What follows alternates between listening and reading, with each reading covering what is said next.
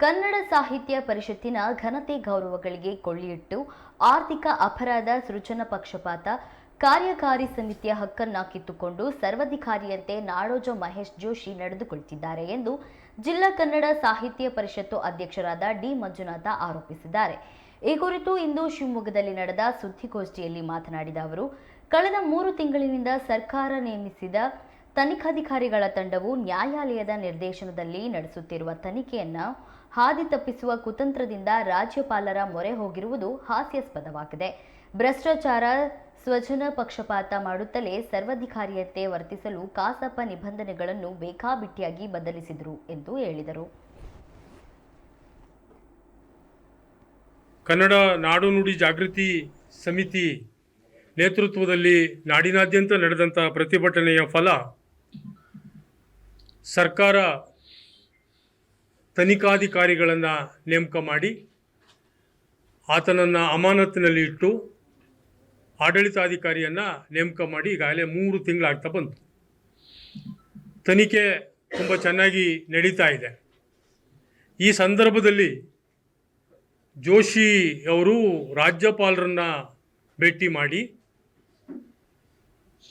ಸರ್ಕಾರ ನಡೆಸ್ತಾ ಇರತಕ್ಕಂಥ ತನಿಖೆ ಬಗ್ಗೆ ವಿಶ್ವಾಸ ಇಲ್ಲ, ನಿವೃತ್ತ ನ್ಯಾಯಾಧೀಶರ ಮೂಲಕ ನ್ಯಾಯಾಂಗ ತನಿಖೆ ಆಗಬೇಕು ಅಂತೇಳಿ ಒಂದು ಹಾಸ್ಯಾಸ್ಪದದ ತಂತ್ರವನ್ನು ಮಾಡಿರೋದನ್ನು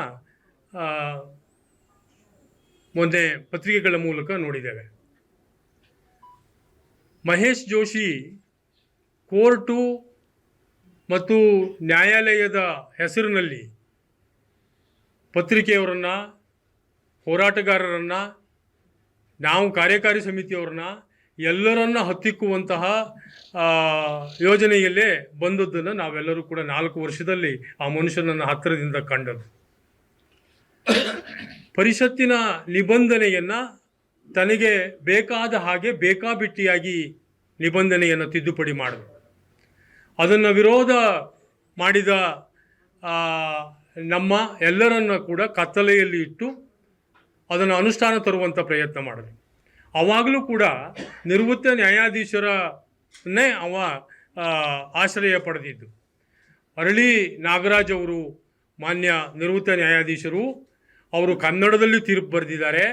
ಅವರು ಪರಿಷತ್ತಿನ ನಿಬಂಧನೆ ತಿದ್ದುಪಡಿಯ ಸಮಿತಿಯ ಅಧ್ಯಕ್ಷತೆ ಅವ್ರದ್ದು ಅಂತ ಹೇಳಿ ನಮಗೆಲ್ಲ ಹಾದಿ ತಪ್ಪಿಸುವ ಪ್ರಯತ್ನ ಮಾಡಿದ್ರು. ನಾನು ಕಾರ್ಯಕಾರಿ ಸಮಿತಿಯಲ್ಲಿ ಪ್ರಶ್ನೆ ಮಾಡಿದೆ, ಅಲ್ಲ ಸ್ವಾಮಿ, ಮಾನ್ಯ ಅರಳಿ ನಾಗರಾಜ್ ಅವರು ಕನ್ನಡದಲ್ಲಿ ತೀರ್ಪು ಬರೆದಿದ್ದಾರೆ, ತುಂಬ ಸಂತೋಷ. ಆದರೆ ಪರಿಷತ್ತಿನ ವಿಚಾರದಲ್ಲಿ ಅವ್ರಿಗೇನು ಗೊತ್ತು? ಮತ್ತು ಆ ಸಮಿತಿಯಲ್ಲಿ ಇದ್ದಂಥ ಹಲವರು ಪರಿಷತ್ತೇ ಗೊತ್ತಿಲ್ಲ, ಪರಿಷತ್ತಿನಿಗೆ ಒಂದು ದಿವಸನೂ ಕಾಲಿಟ್ಟಿಲ್ಲ, ಸದಸ್ಯರಲ್ಲ. ನೀವು ಅವರನ್ನು ಇಟ್ಟುಕೊಂಡು ಅವ್ರ ಸಲಹೆ ಮೇಲೆಗೆ ಈ ರೀತಿಯ ದುರುಪಯೋಗ ಮಾಡ್ಕೊತಾ ಇರೋದು ಸರಿಯಲ್ಲ ಅಂತ ಹೇಳಿ ಪ್ರಶ್ನೆ ಮಾಡಿದ್ದು ಇದೆ. ಇವತ್ತು 3 ತಿಂಗಳಿಂದ ತನಿಖೆ ನಡೀತಾ ಇದೆ. ತನಿಖೆಯ ಒಂದು ಹಂತದವರೆಗೆ ಬಂದು ನಾಳೆ ನ್ಯಾಯಾಲಯದಲ್ಲಿ ಅದು ತನಿಖಾ ವರದಿ ನ್ಯಾಯಾಲಯದ ಗಮನಕ್ಕೆ ತರುವಂಥ ಪ್ರಕ್ರಿಯೆ ನಡೆಯುತ್ತೆ. ಈ ಸಂದರ್ಭದಲ್ಲಿ ಸರ್ಕಾರ ಏನು ಅಧಿಕಾರಿಗಳ ತಂಡವನ್ನು ಮಾಡಿ ತನಿಖೆಗೆ ಒಳಪಡಿಸಿದಾಗ ಆ ತನಿಖೆಯ ವಿರುದ್ಧ ತಡೆ ಹೋದವನು ಈತನೇ.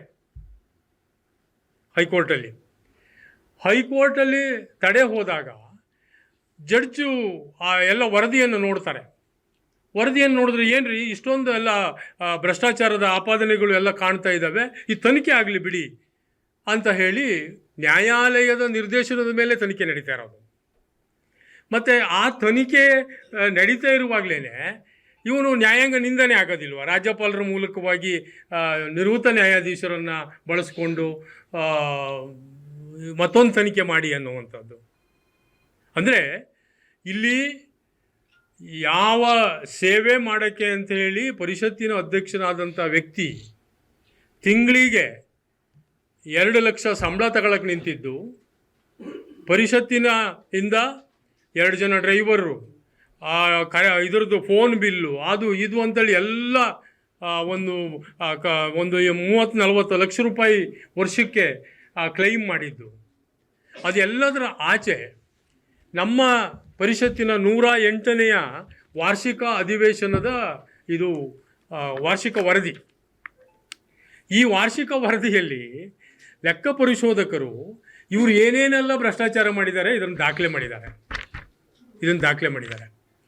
ಸೊ ಈ ದಾಖಲೆ ಇದನ್ನು ಇಟ್ಕೊಂಡು ಇವನು ಸರ್ವ ಸದಸ್ಯರ ಸಭೆ ಮಾಡಬೇಕಾಗಿತ್ತು. ಯಾರೂ ಸದಸ್ಯರು ಇಲ್ಲದ, ಸಂಪರ್ಕ ವ್ಯವಸ್ಥೆ ಇಲ್ಲದ, ಯಾವುದೇ ಸೌಲಭ್ಯವಿಲ್ಲದ ದೂರದ ಜಾಗದಲ್ಲಿ ಈ ಸರ್ವ ಸದಸ್ಯರ ಸಭೆ ಮಾಡಬೇಕು ಅಂತ ಹೊರಟ. ಆಗ ನಾವು ಶಿವಮೊಗ್ಗದಿಂದ, ಮಂಡ್ಯದಿಂದ ನಾವು ದೊಡ್ಡ ಸಂಖ್ಯೆಯಲ್ಲಿ ಆ ಶಿಬಿರ ಇದಕ್ಕೆ ಸರ್ವ ಸದಸ್ಯ ಸಭೆಗೆ ಹೋಗಬೇಕು ಅಂತೇಳಿ ತೀರ್ಮಾನ ತಗೊಂಡು ಅದರ ಪ್ರಯತ್ನ ಮಾಡಿದ್ವಿ.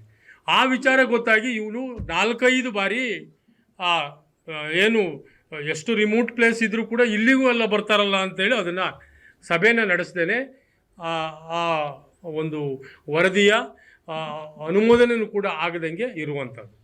ಮತ್ತು ನಾವೆಲ್ಲ ಕೇಳಿರೋದು ಆಪಾದನೆಗಳು ಯಾವುವು ಕೂಡ ಉತ್ಪ್ರೇಕ್ಷೆ ಅಲ್ಲ. ಇಲ್ಲಿ ಲೆಕ್ಕ ಪರಿಶೋಧನಾ ಇಲಾಖೆಯವರು ದಾಖಲೆ ಮಾಡಿದ್ದಾರೆ ಯಾವೆಲ್ಲ ಭ್ರಷ್ಟಾಚಾರ ನಡೆದಿದೆ, ಎಷ್ಟೆಷ್ಟು ನಡೆದಿದೆ, ಇದಕ್ಕೆ ಸಮಜಾಯಿಸಿಕೊಡಿ, ನಿಮಗೆಲ್ಲಿ ಅನುಮತಿ ಎಲ್ಲಿದೆ, ಸಂಬಳ ತಗೊಳ್ಳೋಕ್ಕೆ ಎಲ್ಲಿ ಅನುಮತಿ ಇದೆ, ಟೆಂಡರ್ ಕರೆದೇನೆ